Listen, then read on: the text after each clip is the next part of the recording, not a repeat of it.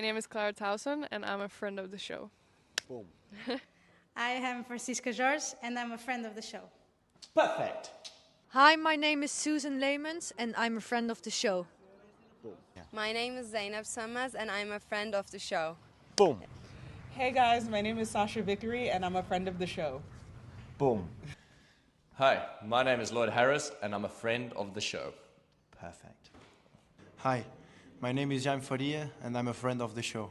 Boom. Yes. Take one. Well done. Hi, my name is Jasmine Paolini, and I'm a friend of the show. Wow, Jasmine, you got it in one time. Ready? Play.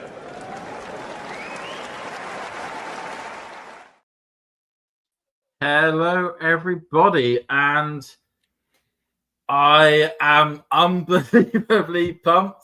As some of you may know, the guy which I've backed to be, and I know I've been getting some stick from a lot of the Talking Tennis members, my year-end number 6, Jack Draper, causing yet again more midnight drama at this year's Australian Open. There's there's been loads of stories, but this has got to be one of it feels like one of the biggest stories. I don't know what you think, Mario, of week one. It's just the way in which a player in Jack, who has had the hip problems over the preseason, hasn't really had a proper warm up to the event, has decided to go, do you know what? I'm going to be 2-1 down in round 1, round 2, and round 3, and I'm going to come through in the end to get through to the round of 16 and to what is his first ever Australian Open fourth round, first ever time in the second week of the Australian Open. Of course, he's done that twice at the US Open. But what a display from Jack. It's weird. We've got Coach Andy Murray working with Novak Djokovic, yet it feels as though the spirit of Murray is living through Jack at the moment. Just those go in the distance, true grit, digging so deep it feels as though he's digging his way all the way back to the UK, with it being at the other side of the world with what he's doing at the moment. What did you make of it? Well, it's been a very, very enjoyable match. These 5-setters always kind of... It feels like we've always had these crazy 5-setters to end the day, because yesterday it's been quite the same. And also Draper against Kokinakis 2 days ago. So we are really getting some very, very good night matches at this Australian Open. And now, look, it's for sure, I mean, from Draper's perspective, if now that he's in the top 20, we're trying to look at him as somebody who can potentially, make some sort of run and a major, probably having to dig so deep. It's not the most ideal thing in order to be, as fresh as possible, for example, for a round 4 against, Carlos Alcaraz or whoever in another Grand Slam can be. But if we talk about, of course, the mental toughness and the physical point of view, the physical side of this game, he's looking pretty good, and it's great answer from himself, because it hasn't always been the case so far, and there was also some sort of injury concern. At least he's had an injury who has prevented him to go to the United Cup this year, so maybe this can also have played some sort of role.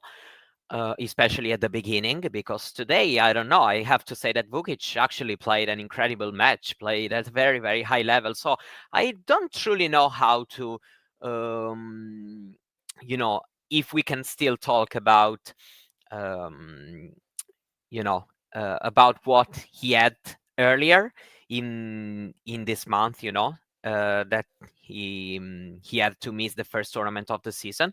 But yeah, talking about him, probably I would say that the only thing is that I think it can make a little bit more of a difference with the first shots, even if maybe it's not easy with the night conditions being particularly slow, slower than the day.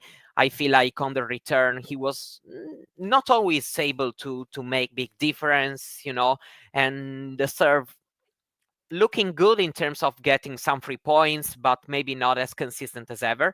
But whatever, he, it's a good testament of his physical and mental toughness. And it's important by somebody, like him, because as I said before, it hasn't always been the case to see him being so physically ready to dig deep, to play these long matches and to back them up with other long wins. So there are, of course, lots of positive notes. Of course, the energy level now might not be the best possible since, he has a very, very tough challenge ahead of him. It's I mean, you sort of touched on it there. I mean, in terms of from a long-term perspective, or trying to think about it when it comes to the tournament, nobody, even if Draper came in with a proper, United Cup run, didn't really have the hip injury, and was going into this event, we still wouldn't think he'd be up for winning it, or maybe even getting deep, just because his draw was actually certainly quite difficult in terms of who he would be due to play. But one of the big complaints that was certainly levied against Jack, we saw last year, and actually we saw it most starkly at last year's Australian Open, was that he couldn't really go long in matches, then recover and go long again the next day. Because remember he beat Giron, and then literally as soon as he won a match point, and it was only a match, it was 5 sets, but it was just only over 3 hours, so it wasn't the longest of 5-set matches. He then went straight to the side of the bin and threw up. And then 2 days later, had to recover against Tommy Paul, and it was clear that the lack of physical ability that he had meant that he just wasn't at the races when he played Tommy in that match, and he ended up losing in 4 sets. And similarly, we saw some of the physical, certainly when it came to the nerves mixed with physical issues at the US Open as well, with him throwing up on court against Jannik Sinner. It's one of the things which I'm very pleased about, certainly as a real fan of Draper's, is that he's now gone 3 matches in a row where it's basically been around 4 hours each. Yes, granted, it's some of them are in cooler conditions, some of the sets have been quite quick, but they have been around about 4 hours each, and he has come off the winner, and he has seemed to be playing at least certainly at a decent level for at large chunks of the match, not just necessarily at the beginning, but also at the end, if that makes sense. Sure. And I know that he's it's probably it's unlikely that he's going to win against Alcaraz, who, spoiler alert, is the next opponent of Jack in the 4th round. But it's still a great thing for him to say that out of all the issues that he's had, he's still got to the second week of the the Australian Open. He's going to pick up 200 points, which means he's basically covered all the points that he would have dropped from the Australian Spring last year. He can then move on to the next part of the season with his head held high and really look, certainly things like the Sunshine Double and whatnot to really start picking up some major points and making an inroads in that ranking towards the top 10. I'm just, I'm very pleased with the result. I'm not pleased necessarily with the performance, as you do say. I do think at large parts of last season, certainly US Open post, he was a lot more aggressive for a lot longer in matches. And I feel as though in a lot of the matches that we've had this week, the one with Navoni, the one with Kokkinakis, and the one here today with Vukic, he has regressed almost to that passive type tennis that was almost, that he used to sort of use a lot in 2022 and 2023, and something he was looking to shed in 2024. Now, the hope is that it's just because of the hip, and when the hip gets completely fine, he'll be back to full steam ahead, charging at the net and really being that main aggressor. And I suspect he will definitely go back to that sort of game style. But he's done really well at the moment. He'll have a crack at Alcaraz. I really hope that's on the night session on Sunday. Because it feels like there should be the night session match on Sunday. I'm just so unbelievably happy with that. Yeah, cool. No, I share all. No, just to close, all this. I share what you mean. It's I was focused on looking at how we were starting the rallies, but then now that you talked about being a little bit more passive than usual, I kind of have to say that I definitely agree. It feels like a lot of times In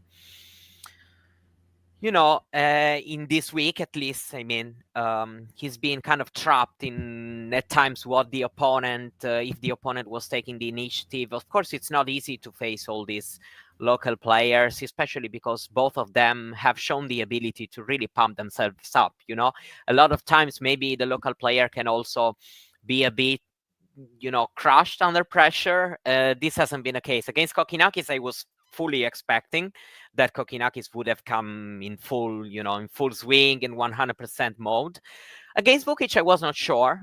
And especially after, turning the first set around, I was kind of feeling like may not be that match.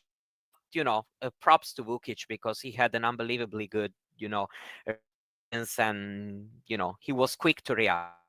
I tell you something, Mario. I think that forehand is going to be in my nightmares for the next couple of nights. that forehand was so on it for the majority of the match. It's as you say. You alluded to the fact he's a homegrown guy. He's from Australia. Usually, I know from Brits playing on the grass in the summer that they can find that next couple of levels that they would normally not find on the rest of the tour. But bloody hell, if he can bring that for the rest to a lot more tournaments throughout the year, he'll be a top 50 player because that was unbelievable at times. Yeah, I get what you mean. Wholeheartedly agree on that one. Okay, so just we'll move on from as much as I would love to turn this into the Jack Draper, last ball drops. I'm sure John and Mario would string me up if I tried to do that. So we will move on to his opponent. So the person that he will be playing is Mr. Carlos Alcaraz, or Charlie, as I like to call him. Who managed to come through Nuno Borges on a bit of an Iberian derby here. 6-2, 6-4, 6-7. That was the set that he dropped when Nuno kind of went hot, and then Carlos saw the last set 6-2. Did you get to see any of this match, Mario? Well, I mean, I think it was a high-level one. Borges actually finds himself really well on this court because it's second year in a row that he gets a very good result. Last year he was in the second week. Of course, this year would have probably made the same if he was not to face Alcaraz or, somebody like him in the third round. And actually played a really high-level match. I feel like, he was very good in hanging on with Carlos and then taking the tiebreak. Yeah, maybe Carlos had 10, 15 minutes where dropped the intensity a little bit, at least in the tiebreak, maybe not so focused as in other parts of the match, but Borges was there to play and to take advantage of every single inch that Carlos was about to leave him. And I feel like, it's a positive one for Carlos as well.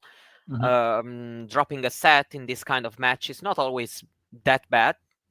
Of course, a straight sets win would have been preferred for everybody, but Carlos has been quick in react.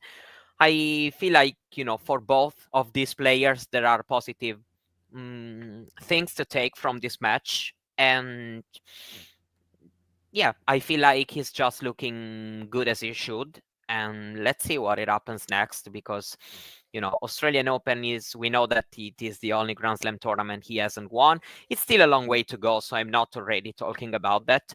But, the first week has been quite encouraging. You're not putting the millstone round his neck just yet, Mario. You haven't won the Australian Open. Especially because Alcaraz has, the toughest challenge ahead of him. No, talking seriously, it's a long way to go. There are many important matches now to come. We'll see. But so far, what we have seen is, as good as we were expecting, I think. No, it was. I say Alcaraz has done pretty well to get through his draw. He's been pretty. I know one of the things in which he's been doing is getting a lot of day sessions. So he's kind of almost been. It's almost like he's doing what he's doing, but he's doing it away from the cameras and everyone. Like he's just getting on with his matches, just getting through the rounds. No, he's not, making too much headway. And hey, presto, he's now into the fourth round. And as you say, he's got a very certainly from this point onwards, he's got a very difficult run in potentially. So he's got Draper next, potentially then maybe Djokovic. After that, Zverev, and then maybe Sinner in the final. I mean, that is a killer of a run through to try and pick up the title. I was about to say that it's kind of the same thing, in my opinion, at least, between Sinner and Alcaraz. That there have been so many good storylines actually in this first week that both Sinner and Alcaraz have kind of flown a little bit under the radar, you know? Yeah. Because actually all these youngsters scoring these big wins. So there's been a lot of talk about, of course, especially, you know, Fonseca, but also TN yesterday. Also Bencic getting the win on the big stage, but also all these 5-setters that have been quite entertaining. So, you know, I feel like these top players, Sinner, Alcaraz, even Fritz, I mean, his draw has been kind so far. There hasn't been really, you know, much talk about them so far. No, there certainly has. I mean, Fritz is another good name you mentioned. I know he's playing tomorrow. We just had some very big names, and you could generally also add to that maybe Sasha Zverev, just because he's gone through a lot of his matches quite comfortably. So linking on now, like we're saying about, because we mentioned both Draper and Alcaraz, and that being probably, you would say on paper, the tie of what's going to be on Sunday on the men's side. What do you think will happen? It's a bit, you know, I know that Draper has some things of his tennis that can bother Carlos, that's for sure. I feel like Carlos, you know, will have a physical edge for sure, you know, as long as Draper has shown positive things from the physical side of the game. You know, still anybody who's played so much over the first week, maybe, you know, won't be as fresh as ever. I feel like, you know, we may see, you know, my prediction is actually probably a similar scoreline that we have seen today by Carlos, probably in his favor. I'm struggling to, you know, to see an upset in this one, but I think Draper can be, you know, competitive in some parts of the match. Yeah, I mean, just to make everyone aware, because you can see the head-to-head there, it's 2-1 at the moment. Those matches came. You had Basel, which happened, I think, back in 2022. That one, Carlos won. I think it was 7-5 in the third. It was a very tight match actually on the indoor hard courts in Basel. Then after that, in 23, there was the match at Indian Wells in the fourth round. That match was one which Draper had to retire, and then actually that retirement actually took him out for a number of months. Actually, it was quite a serious injury he picked up. But then the most recent meeting took place at the Queen's Club on the grass. That was Draper's one win against Carlos, 7-6, 6-3. It was a really strong, good performance from Draper, who, of course, the week prior come off the back of winning his first ever ATP main tour title at the Stuttgart Open, or the Boss Open as it's officially called. So, you know, if you take away the fact of the match at Indian Wells in which Draper had to retire and wasn't really at the races, it's a 1-1 head-to-head. Not to sound like one of those deluded people from Arsenal Fan TV or anything like that, that sort of statement. But it's been a close contest, these two. I know these two, I think they're friends-ish off the court as well. I know they comment very positively on each other's Instagram posts. I mean, as you say, I don't see this being straight sets to either player. I would, as you say, I would favour Carlos, just, you know, certainly because of the amount of time that Draper spent on court, and there's still the physical ailments and the fact that Draper's still not fully up to speed. And I would guess we'd probably need to see Jack beating Carlos on some hard courts at best of 3 matches before we can commit to him being able to do it at the best of 5 level. But I certainly don't, you know, if we come back to this maybe in a year and a half's time, I could see, you know, certainly see it's been a very tight match. It could go either way. Both players bring out their best against each other. Yeah, I don't know. I feel like, you know, as I said, I feel like it's a bit unlikely to see an upset in this time. I will be surprised, especially because the conditions seem to be quite slow this year, at least from what I've noticed, especially if it's played at night. So probably this can also help Carlos a little bit, probably making this a little bit similar to the Indian Wells conditions. I mean, it's still not, I think, as low, but as also Pegula was mentioning in her press conference today, at night usually the court gets to to become really slow this year at the Australian Open. That's what she said, and I kind of feel like she is a little bit right about that.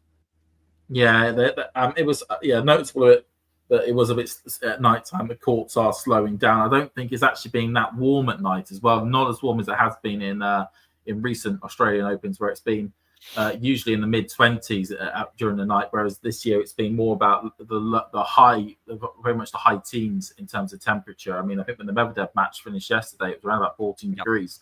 It was so that's actually starting to get really quite nippy at that stage of the tournament. Okay, so we're going. We're probably both saying that we think Alcaraz may win. We don't think it'll be in straights, but we could certainly see maybe 4, maybe 5 for Alcaraz on that one there.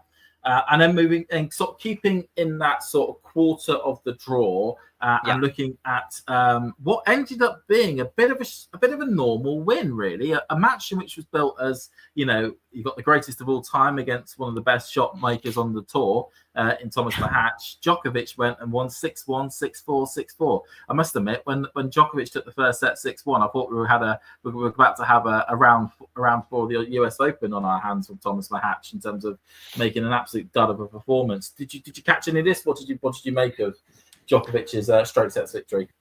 Well, it's been for sure an encouraging performance from him, way better level than round 1 and 2. Machac has disappointed me a little bit in terms of the level expressed. I felt like even against a good Djokovic, she could have made a little bit more than what he did. But focusing on Novak, it's been a very good performance. So I feel like we are starting to watch more encouraging signs comparing to the first 2 rounds. Of course, now the draw gets as difficult as ever because the match against Lehecka is another match, which is not easy at all, especially with the way Giri has been playing right now. So we know that we are in Carlos Alcaraz quarter. So it's for sure very, very tough road in order to get to that 25th Grand Slam. But talking about today, he looked very good, and I'm actually quite surprised at the scoreline because I felt like this was another match where even a better version of Djokovic compared to the first 2 rounds still could have dropped maybe a set because as you mentioned, Machac, great shot making abilities. When he flies on confidence, it can be very dangerous. So I feel like it's very, very positive for Novak to have done this in straight sets, and especially the level on return was very, very good. Better than what we've seen recently, not only this tournament but actually in past months. So I feel like there are good things to take from this match. Talking about Novak, as for Machac, a little bit disappointed for sure because I think he could have done better than this for sure. Yeah, sorry, I just got the poll popped up about should Damien and Vance shave their heads. So if you want to see the video of Damien and Vance shaving their heads, like and subscribe and all that on Apple Gubbins, and we'll try and sort it. I don't know how much Damien would want to have his head shaved though. Okay, so yes, I have to agree in terms of when it came to Djokovic's performance, I was really impressed with how solid he was for large parts of that match because I caught some of that match against Farad in the second round, and it looked a little bit shaky, I must admit, at large parts of that one. But today looked solid. He looked like he knew what he was doing. He had a clear plan, and he executed that plan. And he'll come out of that going, that was potentially a very tricky match that I could have lost, and I didn't, and I actually came through really quite well. And it's kind of in my head changed what I think will happen for the rest of, at least for the next round, which is I thought even if he came through my hatch, he would lose Lehecka. But I'm more feeling that I think Djokovic is going to get it sorted. I think he will get to the quarterfinals if we can play like that against Lehecka. Just to bring up, unless you've got anything you want to add, any final comments on Djokovic? Well, I don't know. We're doing this the preview now or later because we may start talk. Okay, later, our producer says. So no, just talking about the performance. I think I said what I needed to. Of course, the next match will be important in order to to have a bigger picture of Novak. Playing good back-to-back matches will be for sure important. And yeah, the opponents will be fresh. Talking about Lehecka, another straight sets win. This one, So 6-2, 6-3, 6-3. Against Bonzi, actually, which is a very informed opponent. Also ended last year on fire and started this year as well. Very good. He managed to scam that 250 title off the great Cam Norrie. It was a bad day at the office for Cam. Benjamin Bonzi got in on his own merit, thanks to the fact that he won that 250 title, that he actually got in on his own merit. And third round, a very good performance from the Frenchman. But yeah, as we say, I mean, Lehecka coming off the back of winning Brisbane, somehow meddling in some sort of dark arts of being able to get his opponents to retire before the match finishes, which is good of him. It's a great way to be able to get through matches. But yeah, he came through quite. I mean, I'm guessing a lot of people kind of forgot this match was going to take place, certainly because of the match that took place on the Kia Arena beforehand with Bencic and Davidovich Fokina. But he is, of course, now the only Czech left in the draw. I think in both men's and women's as well, because he you're right. And which is an absolute shock for me to say, given how strong Czech tennis has been over the last few years. For them to now have no players in the fourth round of the Australian Open. There's more Brits in the fourth round of the Australian Open than there are Czechs. I didn't even think I'd ever say that. Moving on, like you say. So, any thoughts on this match and how it could go? Oh, okay. So I have the idea this will be very tight, actually. I feel like Lehecka's ability to have big level on serve can make a difference compared to Machac today, and I feel like also Lehecka knows Djokovic very well. We've seen them having trained together a lot. I mean, everybody knows Djokovic very well, but you know what I mean. Also, having trained a lot with him can, of course, playing against him on the big stage in the courts where Novak has been the most successful in his, legendary career. It will be a totally different feeling, but I feel like Lehecka is in the right place right now to make this a fight, So, my prediction about this is that Novak will go through, at least from what I watched today, but I feel like this can be a very tight four-setter. No, I agree. I certainly think we're going to see a better performance from this Czech player than we compared to the Czech player today. When it comes to at least trying to get a set off Novak. But at this stage, I do think Novak will just come out with the game plan. Will come out with the game plan again of how to beat his opponent, and he's going to see it through. I mean, as John was pointing out there, last year they played each other at the United Cup. Lehecka did take a set off Novak in that match, but it was the middle set, and then he kind of faded in the final set. But so as you say, I think we both favour Djokovic to win this match. Would we, or would you favour Lehecka? No, I would go with Novak, as I said, but I feel like it will be a very tight four-setter. Yeah, okay, I'll go with you on that one. We'll go together on four sets there. Okay, so just to continue with some of the results on the men's draw, and then we'll move over to the women's. As we said, so the other five-setter that took place today was between Jakub Bencic and Davidovich Fokina.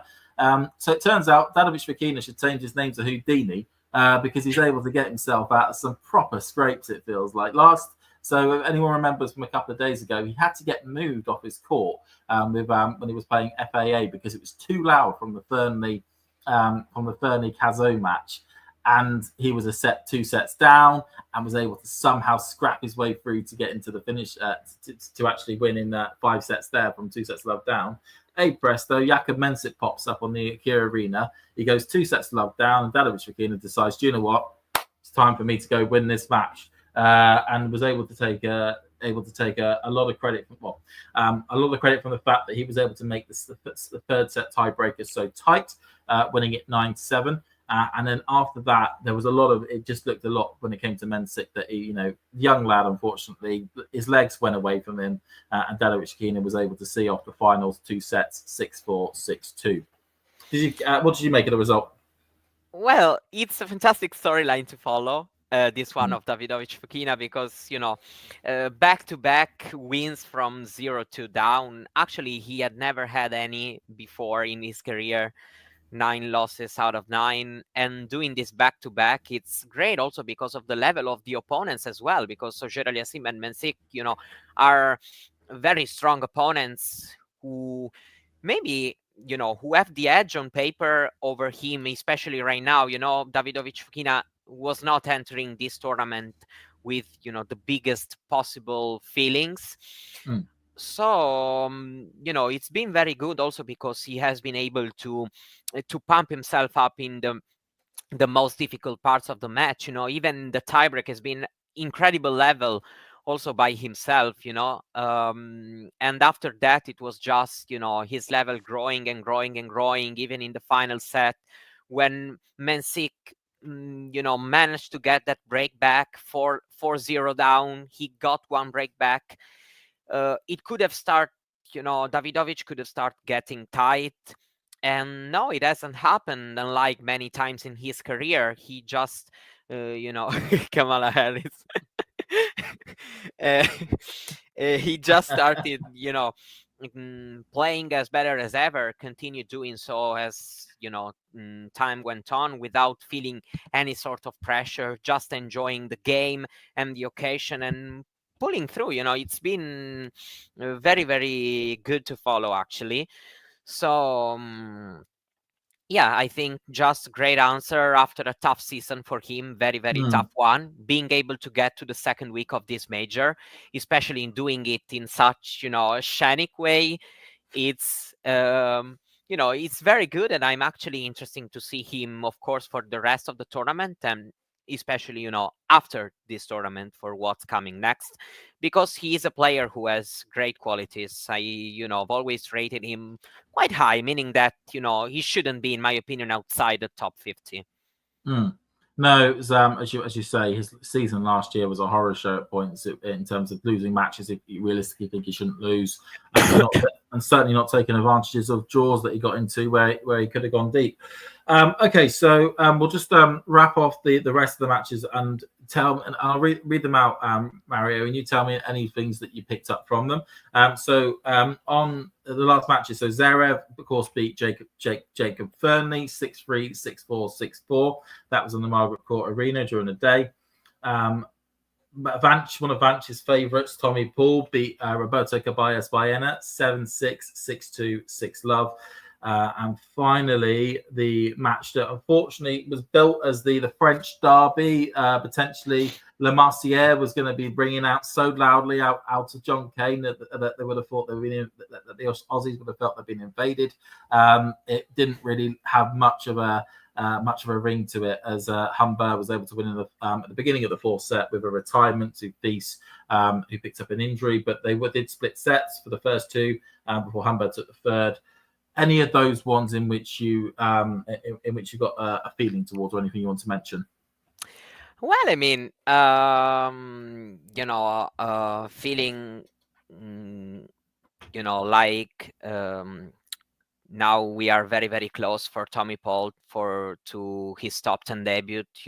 A lot of weird things have to happen in order to him not getting this top 10 debut finally.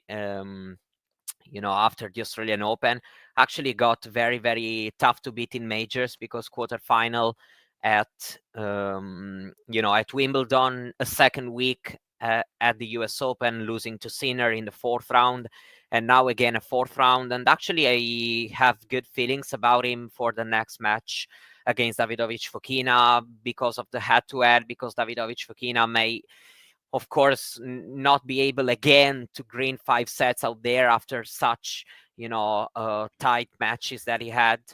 So, I feel like, he enters the next match as the favorite. And then of course, Zverev, of course, interesting because he gets his first big test because, Humbert is actually a top 15 player. And I feel like it can be a very different match compared to the one they had in Paris because, Humbert just didn't have any left in from a physical point of view, to just fight in that final. So Zverev got a very, very easy win. But I feel like this will be a very different contest, if Zverev has won 3 straight sets matches and, without making such big noise. If he gets another straight sets win, for example, it would be, I actually not even really expect that because I feel like Humbert can make, Zverev's life tough in next one. No, and as you say, looking at the head-to-head, barring the fact that, of course, as you mentioned, Humbert was just physically shot by the end of that Paris run. All their matches beforehand has involved a lot of tiebreakers and a lot of close sets. As was pointed out there, Humbert was able to beat him in Halle in 2021. That wasn't the year that he went. Was it that the year he went on and won it? Tell me. Halle 21. Yeah, 21 Halle. That was the year that Humbert went on and won that tournament, so it was on fire that week. And then they met 2 years later at the Paris Masters. That one, Zverev winning 7-5 in a tiebreaker, in a third set tiebreaker. Ouch. And then, of course, they met the year later in the final of the Paris Masters, with that being a bit of a dud of a final, unfortunately. I'm saying Humbert won Halle. Who knew? I think that was because he had the curse. Remember, there was always that Halle curse that I think was broken this year. That the person that after Roger Federer, the person that won Halle lost first round of Wimbledon every single year. I guess this year was quite likely that the curse wasn't going to happen. Yeah, if Sinner went out first round Wimbledon, it would have been a huge shock. But yeah, we expect this to be a bit of a closer match. I'd expect Zverev still to win it. Yeah, Bublik broke that. You're right. Oh, Bublik broke. I thought Bublik went out first round. No. I'm pretty sure not. I think it was round 3 or round 4, actually, even for Bublik. I can see John searching up. We're going to work out what happened there. I lost to Rublev, so he did go a little bit further. Scratch that. Cool. Everybody remembers that Rublev shot in the deciding set tiebreak. I feel it was on centre court. I think that's the only time I think Bublik has ever gone onto centre court, and at least he's given a good show of himself on there. It was just moving on then. Okay, so and I guess there was no other ones at all, Mario. No, I feel like we can switch to the women. Cool. There are many interesting things there as well. So we'll start first of all with what felt like a throwback to 2019, which was Naomi Osaka taking on Belinda Bencic, which all up until the point of the tiebreaker, or even into the tiebreaker, was a fantastic match up until the point that Naomi Osaka crossed the net to shake hands and say that she was retiring. Naomi was, of course, this is the first match of the day that I actually got a proper chance to watch. I was actually looking forward to this one. Naomi was 4-1 up and looked like she was cruising for large parts of that match.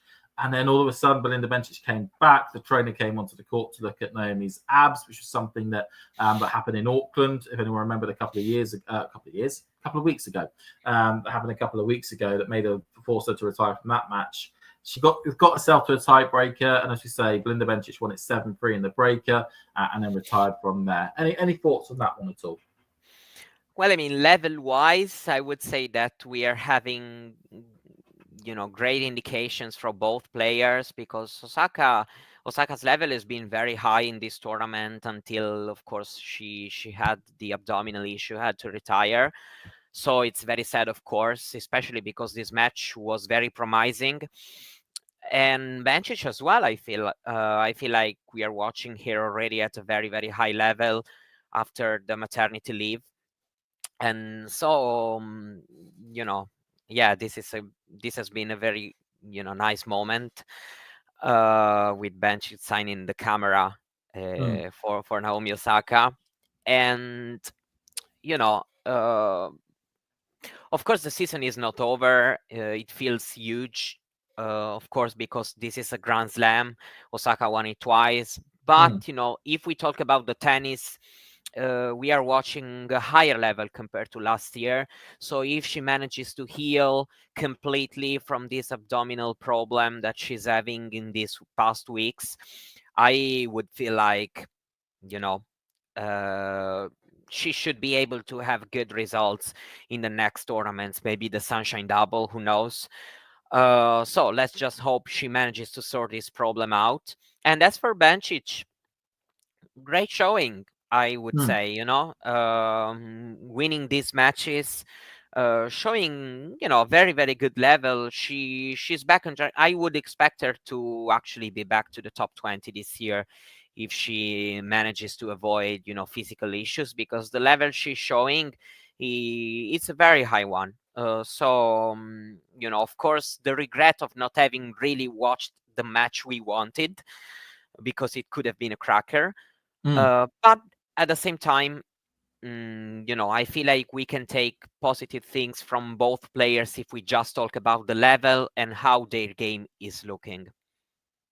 No, indeed. It's although, as you say, it just feels as though there's one problem after another for Naomi. When we think we're going to see that spark and that we're going to finally see that level come out, it just something stops it every single time. Either it's been terrible draws or it's been small little niggles here or there, and that has of course played out.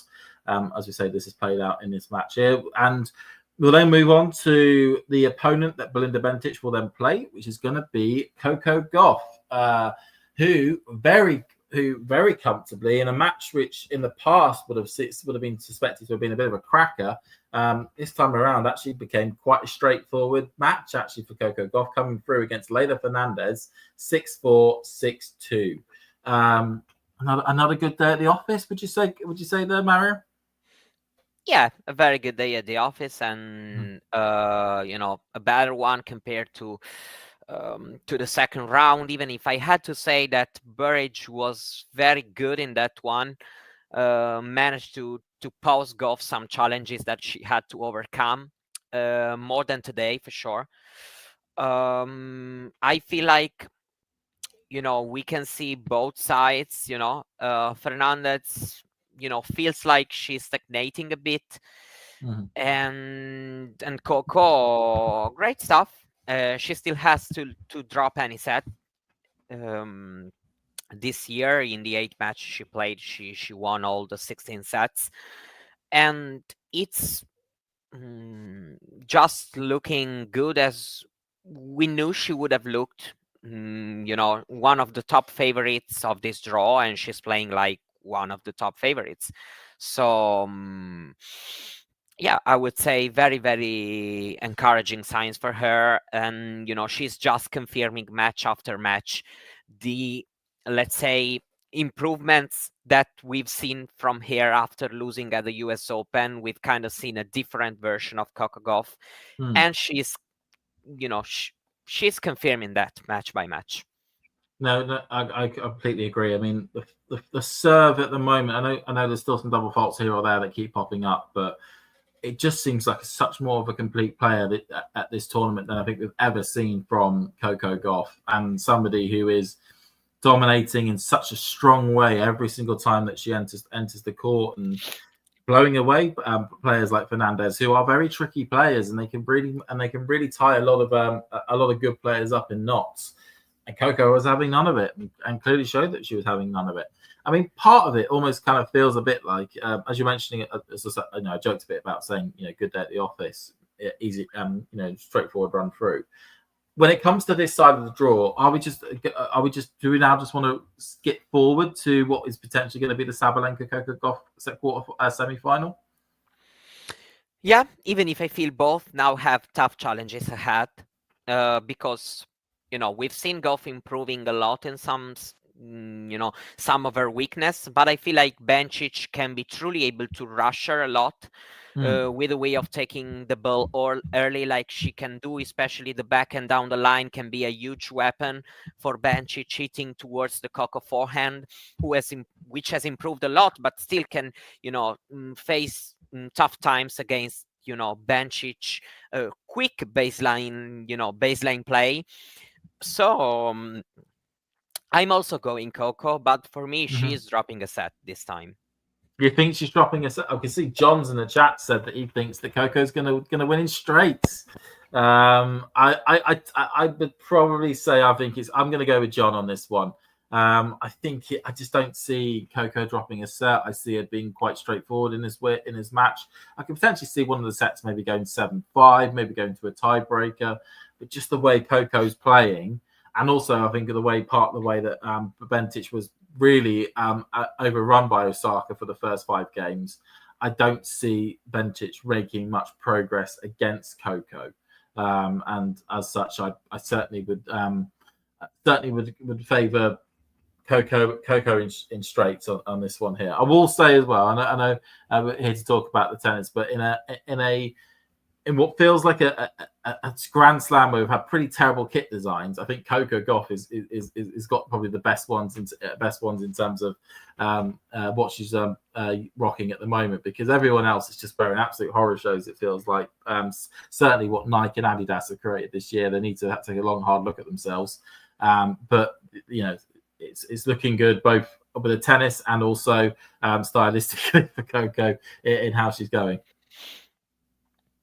No, I mean, I just feel like, I try to go in 3 sets just because I see where Bencic can trouble Gauff. And I think, as you were saying about the Osaka match, I still think Coco, would not truly, overpower in the Osaka way Bencic, because Osaka has this so heavy, baseline shots that Gauff has as well, but not in that Osakian way, we can say. So I feel like these two can match up truly well. So I can see maybe a second set being tougher, and probably Bencic can take it. If something similar to the Burridge match happens, I would say that maybe Bencic can be able to close the set out, unlike Jody 2 days ago.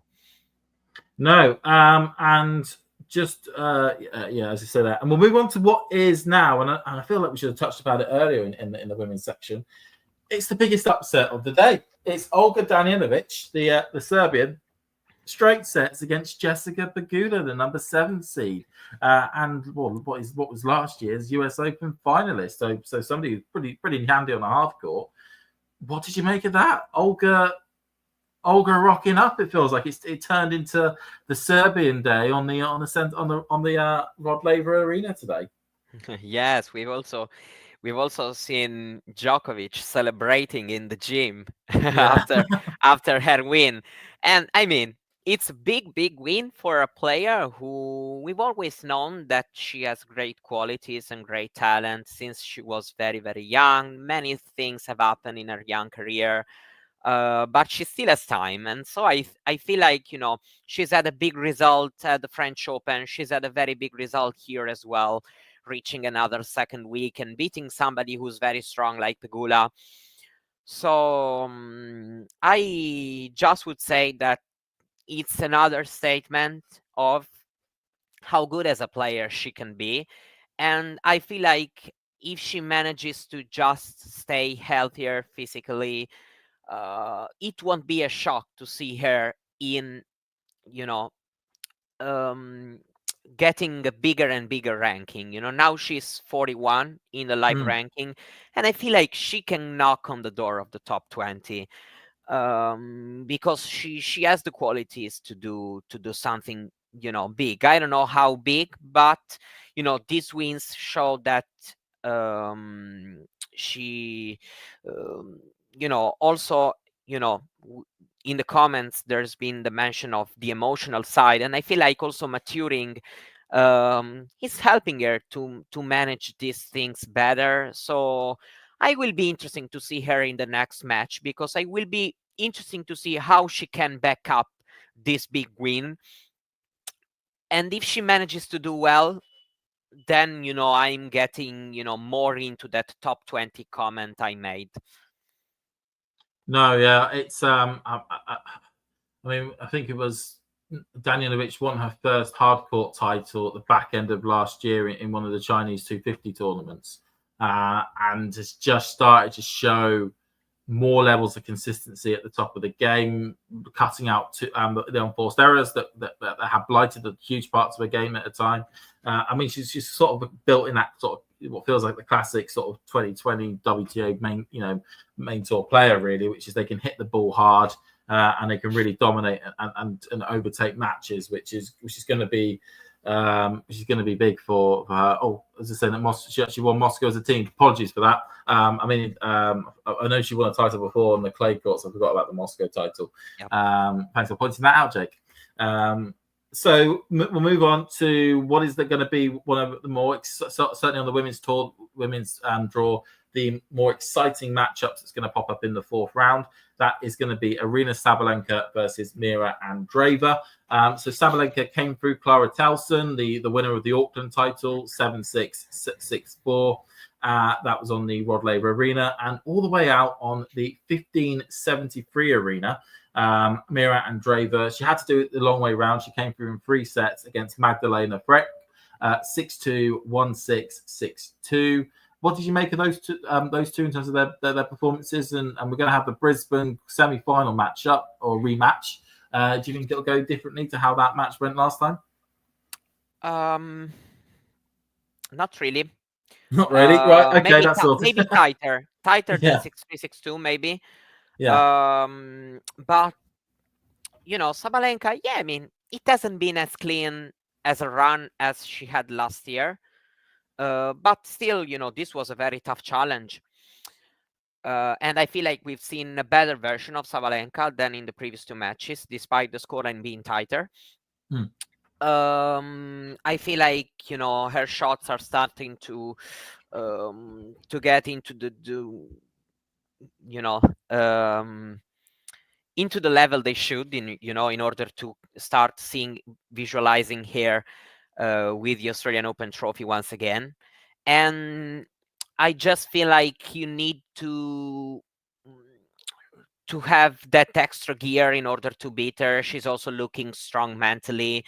If she gets pushed like today, she's still able to found something more in herself, like the tie break, or actually today when she was serving for the match down 15-40. She gets broken back at 4 games all, and she manages to save so many game points, and then just use the second one in order to break once again. And Andreeva not looking that good, actually. So I'm not really expecting Andreeva upsetting Sabalenka this time. I feel like Aryna will reach once again another Grand Slam quarterfinal. She, the Sabalenka, which could have been, a bit soft mentally, is really gone, actually. I really don't doubt her from also that point of view. I feel like, she's always had a great fighting spirit, but right now this fighting spirit is, locked into the toughness way, the way of the mental toughness. Maybe she can, not convert a lead against somebody like Mukova or Gauff in a final or in a semi-final, but, throughout the tournament, I feel like she has become very, very tough. I'm backing her in straight. No, I think we're probably going to see a similar result as what we saw in Brisbane. I suspect it'll be two straight sets. I think it'll be, maybe they won't be like overwhelming in terms of the scores in those sets, but I think there will be 2 sets towards Sabalenka, probably a break in each of them. Probably. But it's still good progress for Mira Andreeva to make the second week of the Australian Open again, and to be able to continue to show that level of consistency on the main tour. And yeah, it's just Sabalenka straight is just able at the moment to be so clinical and so clean at getting through all her matches. I mean, similar to what we were saying about Alcaraz and Sinner sort of making their way through the draws quite comfortably and really under the radar. She's been doing the exact same thing. I mean, yes, her second and a third round match have been like first on Rod Laver Arena, which has helped her to sort of stay out the limelight as she's been getting through her getting through the tournament, but it's still, you still need to win these matches, and she's been able to do so with a great degree of ease. So moving on to the last three women's matches that took place today. So Donna Vekic, this was the tightest of the matches. Donna Vekic beat Diana Schneider 7-6, 6-7, 7-5. So a real humdinger of a contest there for almost 3 hours on Margaret Court Arena. Yeah. Any thoughts on that one? Well, it was a fantastic comeback from 3-5 down, actually, in the deciding set from Vekic. And I didn't like how her season had started. She was not looking good, actually, in the events prior to the Australian Open. But once again, she showed up at a big event, silver medal, US Open a second week once again this time. So yeah, I would say that she just keeps solidifying her status as a top 20 player, and doing it, beating a very tough opponent. Schneider also has had some ups and downs in this start of the year, but then to actually beat her at a Grand Slam, it's a very, very good thing to do. Especially this tight match, being able to last also physically, which has also been something where Vekic hasn't always looked that good in long matches. So, it's very, very good result for her. And actually a great chance for both players, because, she's got to face Pavlyuchenkova. Her first Grand Slam second week was in 2010. And now it's 2025, and Pavlyuchenkova is once again in a Grand Slam second week. Probably one of the strongest players to never break the top 10. Maybe she's been number 11, but never inside the top 10, and it's quite weird for somebody like her, because she's had such a big and long career at a high level. So we'll see. I feel like this can go either way, actually, because Pavlyuchenkova is looking very, very good.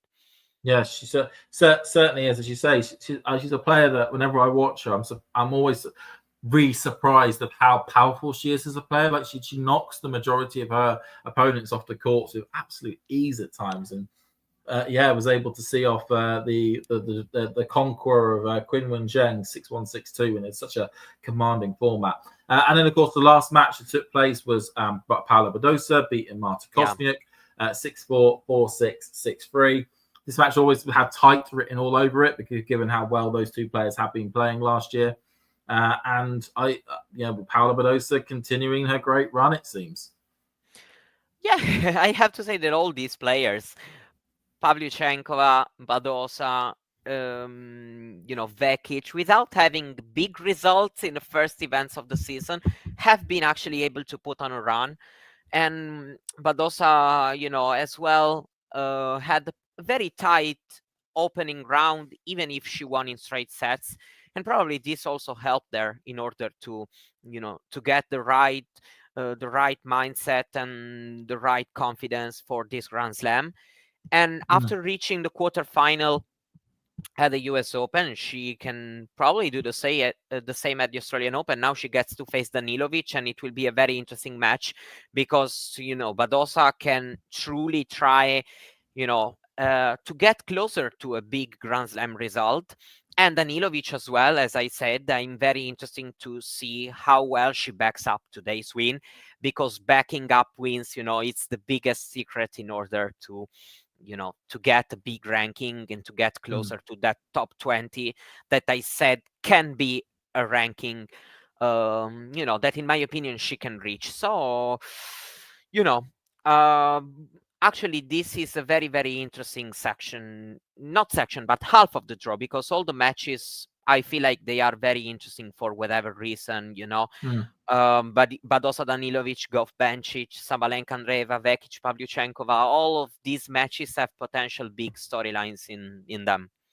They do, and we could be on for a couple of, certainly some crackers going into Sunday when week 2 of the tournament officially kicks off. Okay, so we've run through what's happened today. We've had a look at some of the matches that were crystal ball glazing into Sunday future. Now, just to have a quick glance over the order of play for tomorrow. What I'm going to do, Mario, is ask you when some of the matches that I read out to pick a few that you've got an interest in and the reason why you may have an interest in them. Yeah. Starting off on the Rod Laver Arena, it starts with Britain's Emma Raducanu versus the second seed Iga Swiatek, and then that's followed by Francisco Cerundolo versus Alex de Minaur. In the night session, it is Yannick Sinner versus Marcos Giron, followed by Madison Keys versus Danielle Collins, the Australian fan favourite. And then on the Margaret Court Arena, we have Emma Navarro versus Ons Jabeur. That's followed by Taylor Fritz versus Gail Monfils.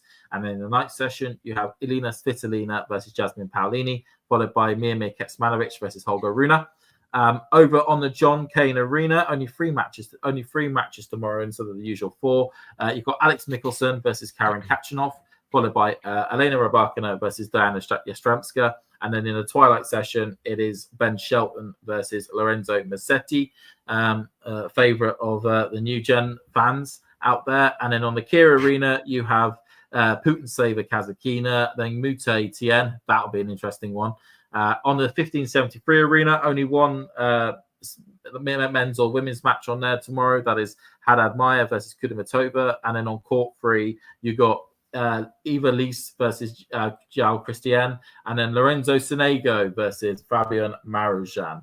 And of course, it's key to note that tomorrow is the last day you will see action on the 1573 Court 3 Kia Arena or John Cain when it comes to men's and women's singles matches. We'll be saying goodbye to those courts for a bit. So if I have to pick a few matches as you asked me to do, I will pick 2 and 2. Cerundolo de Minaur is a match I'm interested in. And Michelsen Kachanov. I feel like Michelsen Kachanov is, for me, the perfect example of a potential 50-50 match. Like, I really don't know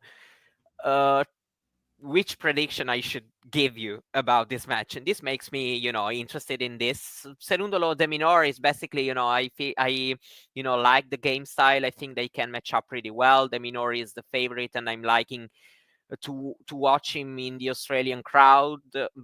Cerundolo as well can play well. I feel like he can, be, of course, a tougher test for De Minaur compared to his previous 2 matches. So I'm interested in these 2 matches in particular. And on the women's side, I feel like Navarro Jabeur is a call I would make because I'm liking Jabeur, how well she's playing. And probably Svitolina Paolini feels another match who can be very interesting.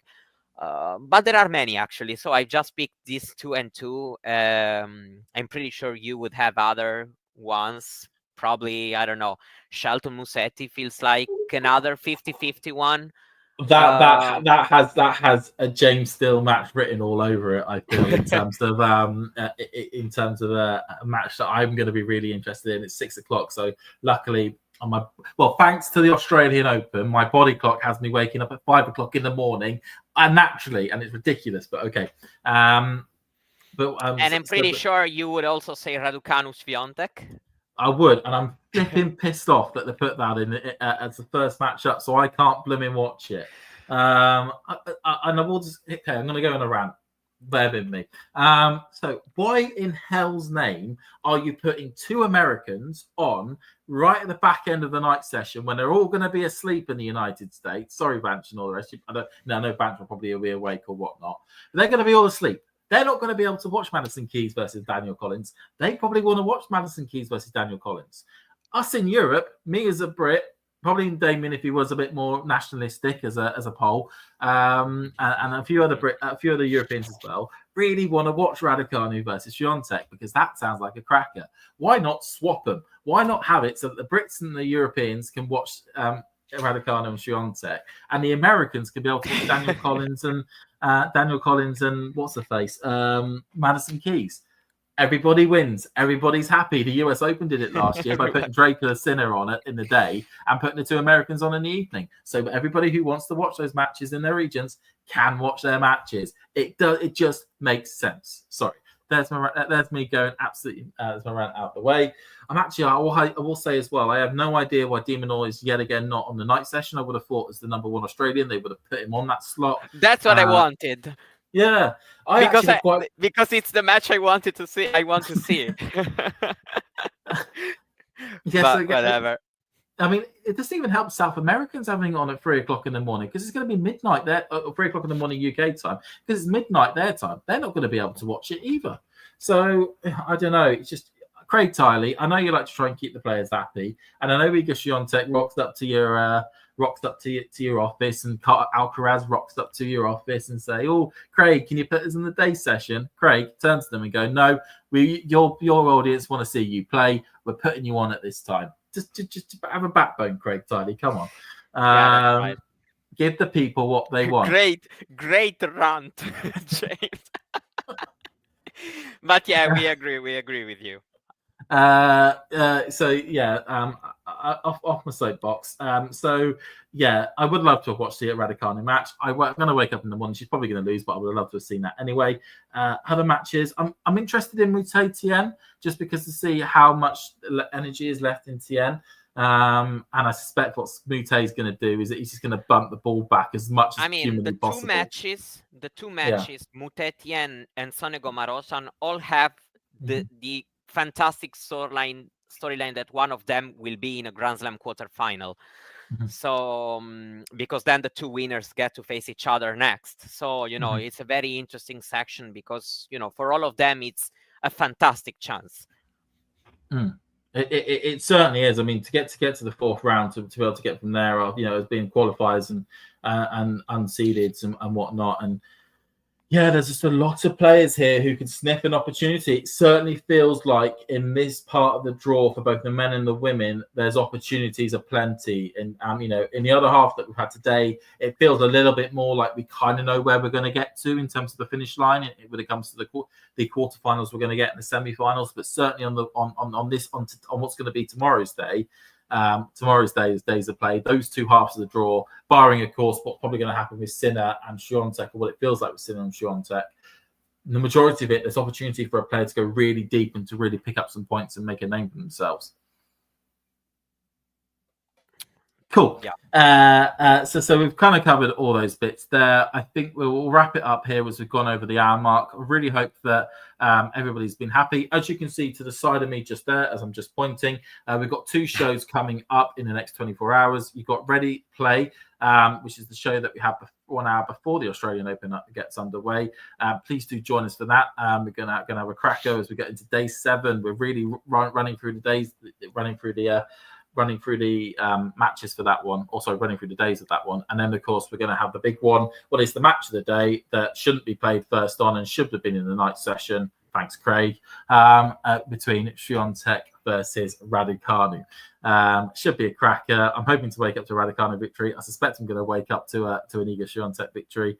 And all that's left to say is thanks for joining me, Mario, and goodbye. Thank you. It's been a fantastic hour with you. Thank you. If you enjoyed this video, make sure you hit that like button. Don't forget to subscribe and click that notification bell so you don't miss out on all things tennis.